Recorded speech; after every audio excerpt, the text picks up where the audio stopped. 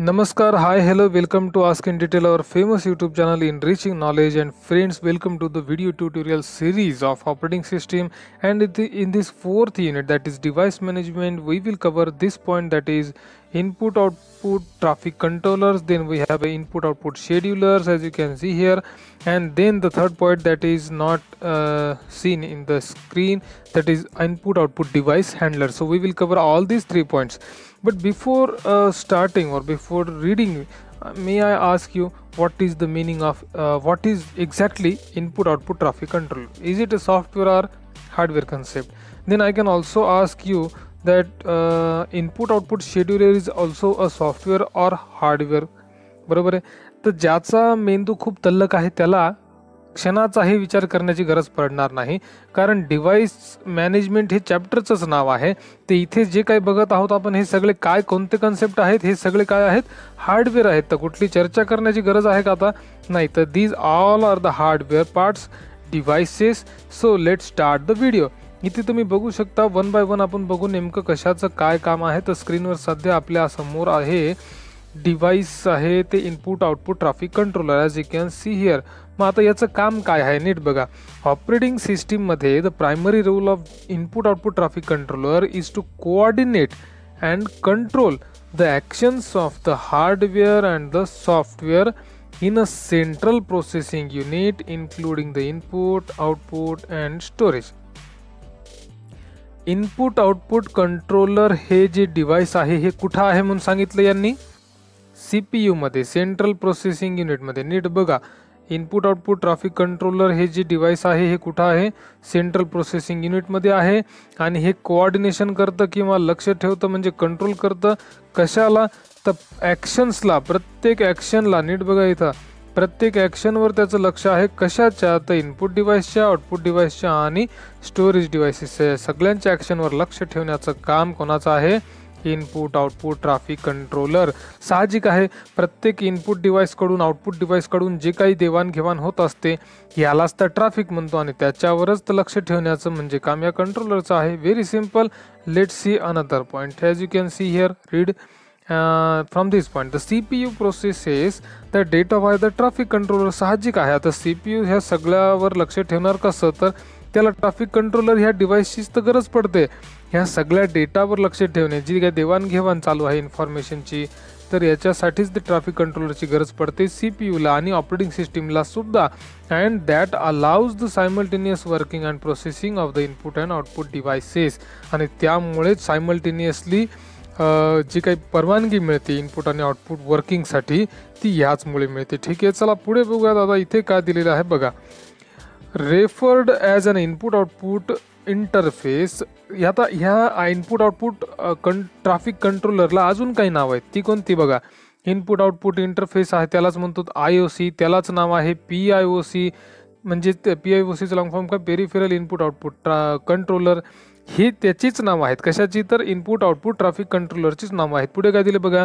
तर input output controller is a device that interfaces between and input and output devices. साहजिक आहे, input आणि output डिव्हाइसेसच्या मध्ये म्हणजे दोन्हीच्या मध्ये इंटरफेसेसच्या मध्ये काम करणं याचं काम आहे.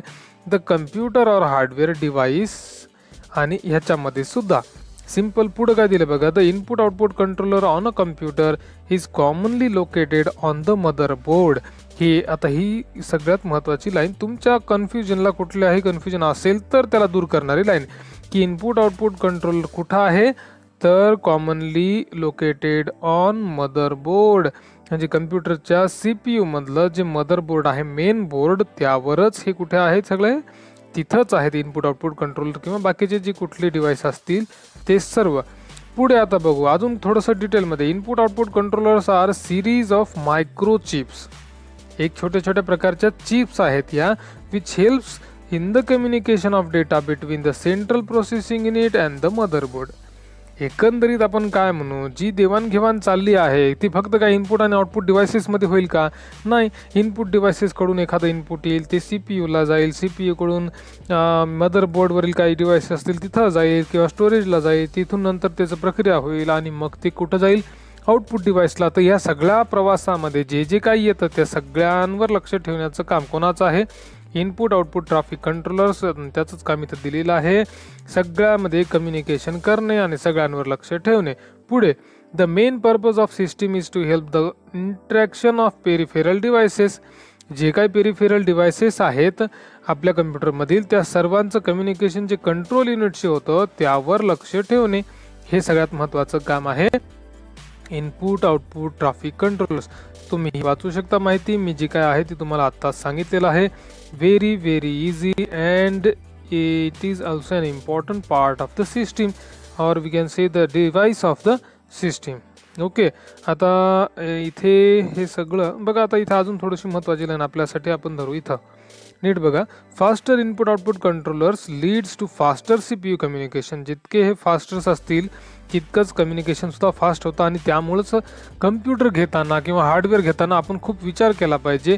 चांगलं एखादं ब्रँडेड असंच घेतलं पाहिजे आणि घेताना सुद्धा खूप गोष्टी बघाव्या लागतात. आपण हार्ड डिस्क घेतो, पण हार्ड डिस्क घेताना आपण हे बघत नाही की त्याचा रीडिंग रेट काय आहे, रायटिंग रेट काय आहे. म्हणजे या हार्ड डिस्कमध्ये एखादी माहिती भरायची असेल, सेव्ह करायची असेल तर किती स्पीड आहे, किंवा या हार्ड डिस्कमधून एखादी गोष्ट वाचायची असेल तर त्याची किती स्पीड आहे हे बघणं खूप महत्त्वाचं आहे. आणि त्यालाच आपण म्हणतो प्रोसेसिंग स्पीड, जी बघून घेतली पाहिजे प्रत्येक डिव्हाइसची. चला पुढे बघू आता काय दिलं. The input output controllers are usually pre-installed on the motherboard of the computer. कम्प्युटरमधील मदरबोर्डवर हे ऑलरेडीच तिथे इन्स्टॉल केलेले असतात, आपण नाही करत याला. पुढे काय दिले. However, these devices can only accommodate certain common devices. Some unique devices may have a separate input output controllers.